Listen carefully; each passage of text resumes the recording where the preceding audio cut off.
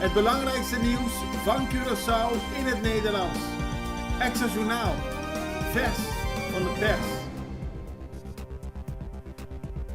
Welkom bij Extra Journaal. Fijn dat u weer kijkt. We hebben het belangrijkste nieuws voor u op een rij gezet. En we beginnen met discussies tijdens de manifestatie. Die manifestatie werd donderdagochtend bij het strand van Jeremy gehouden. Enkele tientallen mensen kwamen daar bijeen omdat ze het niet eens zijn met de bouwplannen van de regering voor het strand.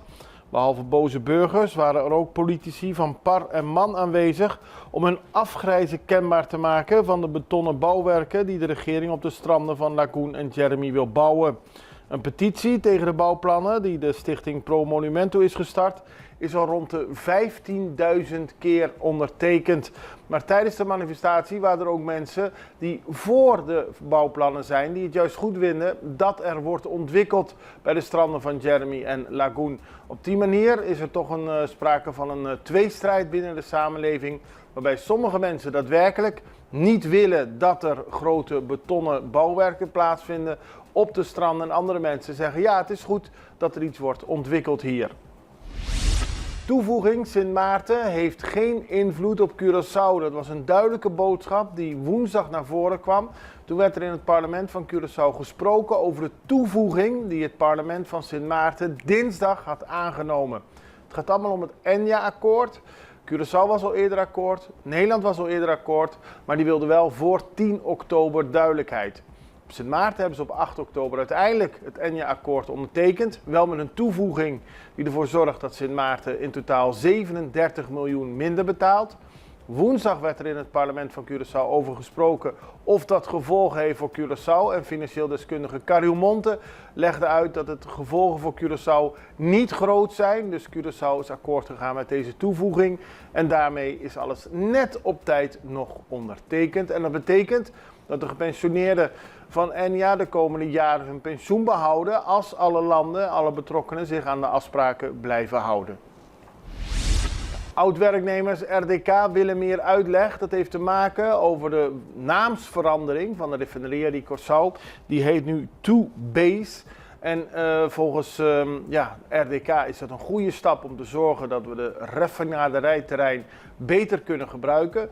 Volgens meneer Hensley Harms, hij vertegenwoordigt de werknemers van de Refineria Curaçao. Hij was lange tijd de officiële vertegenwoordiger. Nu als deskundige zegt hij tegen de Extra dat het jammer is om te zien dat de naamsverandering fouten moet coveren.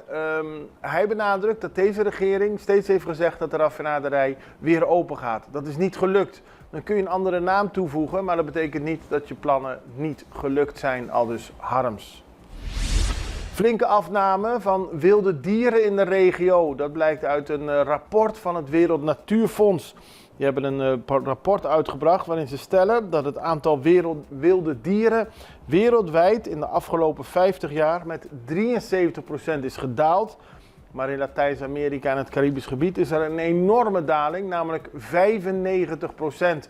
Van alle wilde dieren die er 50 jaar geleden waren, is nu nog maar 5% in leven. En dat betekent dat er een grote strijd moet komen om te zorgen dat de natuur niet verder aangetast wordt, al dus het Wereld Natuurfonds. Zoon mishandelt eigen moeder, treurige zaak in de rechtbank, waarbij een 59-jarige man terecht stond omdat hij zijn 80-jarige moeder heeft mishandeld. En volgens de rechter en het Openbaar Ministerie zijn er geen excuses voor het gedrag van de man die door het lint ging. Toen bleek dat die moeder het onderstandspasje van de man terug had gebracht naar SOAW. Hij gebruikte het pasje om drugs te krijgen als een soort onderpand. En die moeder zei van, dat zijn niet de manieren waarop we met elkaar omgaan. En de man is toen helemaal door het lint gegaan, heeft de vrouw mishandeld en moet nu de komende tijd in de gevangenis zitten. Hij is veroordeeld tot 382 dagen, waarvan 60 dagen voorwaardelijk. Ook moet hij zich verplicht laten behandelen bij Brasami wegens zijn drugsverslaving. Militairen trainen op de Julianabrug. Het is een mooi gezicht. Wie die gisteren en ook eergisteren, toen waren er al voorbereidingen over de Julianabrug reed. Die zag al veel bewegingen, maar ook vanuit Poenda en Otrobanda was duidelijk te zien dat de militairen aan het oefenen waren. In de brug, heel geconcentreerd. Het is natuurlijk een hoge vaart en je moet dat geconcentreerd doen. Het geeft ook aan dat op die manier alles wat er voorhanden is gebruikt kan worden om te trainingen. En de militairen blijven daarmee in goede conditie en het levert mooie plaatjes op. En dan Curaçao treedt aan tegen Grenada. Het Curaçaose voetbalteam begint vanmiddag om 5 uur. Een tweeluik tegen Grenada. Allebei de wedstrijden worden op St. Lucia gespeeld. En ze zijn allebei wedstrijden voor de CONCACAF Nations League. Curaçao hoopt 2 keer te winnen, want tot nu toe kende het eiland een wisselvallige start in de Nations League. Met een nederlaag tegen St. Lucia en weliswaar de overwinning van Saint-Martin hoopt bondscoach Dick Advocaat dat er nu daadwerkelijk gewonnen gaat worden. We zijn even over naar een break. We zijn zo bij u terug. Extra in Nederland. Van Amsterdam tot Arnhem, van Groningen tot Maastricht. Extra is erbij. Volg Extra Digitaal en blijf op de hoogte van de belangrijkste ontwikkelingen in Nederland. Extra Digitaal is te zien op verschillende platforms en kanalen zoals WhatsApp, YouTube, Facebook, Instagram en ook TikTok. Wilt u ons op de hoogte brengen van een evenement of iets doorgeven? Neem contact op via WhatsApp, e-mail, Facebook of bel gewoon 06 1364 2945. Volg of abonneer je op Extra Digitaal. Klik aan en volg ons.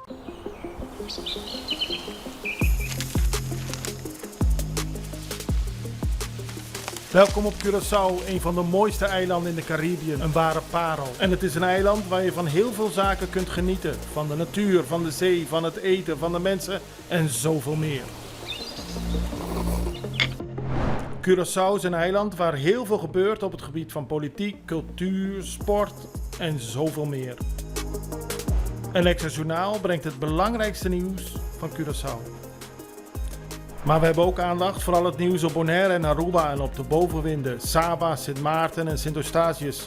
En we belichten al het nieuws van alle kanten. Het nieuws is duidelijk, actueel en vers van de pers. Extra Journaal, elke werkdag op Salto. Op Curaçao zijn we de hele dag bezig met het maken van Extra Journaal. Volg ons op je favoriete Amsterdamse zender, Tauro.